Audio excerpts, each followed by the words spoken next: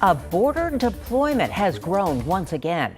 Governor Greg Abbott says he is sending at least 1,400 National Guard members to the border. About half of them have already hit the ground. The governor cites an increase in undocumented immigrant arrests to justify this buildup. But as Eyewitness News border reporter Oscar Margain tells us, the numbers tell another story. One handshake at a time. Texas Governor Greg Abbott gave a final send-off to over 100 men and women in uniform at this armory in Weslaco, Texas. It's the latest group of soldiers preparing for a surveillance and reporting mission along the banks of the Rio Grande, where there's already 762 of them watching for any smuggling activity from the other side.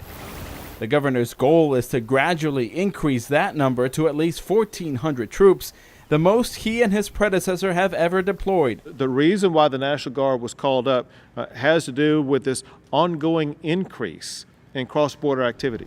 The increase Abbott refers to is a 203% rise in March compared to the same time last year, when border arrests were at a historical low. If you look at all the years going back a decade, you will see the rise that we are dealing with right now is at a substantially high level. However, this is where the governor is wrong. According to Border Patrol statistics of total Southwest border apprehensions dating back to the 1960s, the numbers we see now are comparable to the 70s. And looking back a decade, there was nearly twice the amount of arrests. I think it's political grandstanding at the cost of taxpayer dollars.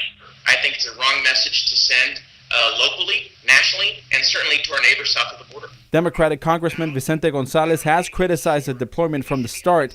He instead proposes to use the federal dollars to hire more Border Patrol and buy them more advanced equipment. Meanwhile, pro-immigrant organizations on the border say the governor has a wrong focus.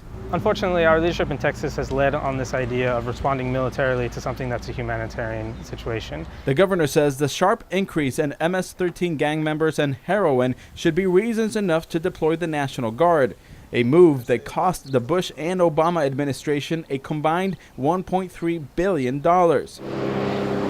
No estimates have been made for the cost of this round of deployments or a time frame to keep the troops at the border.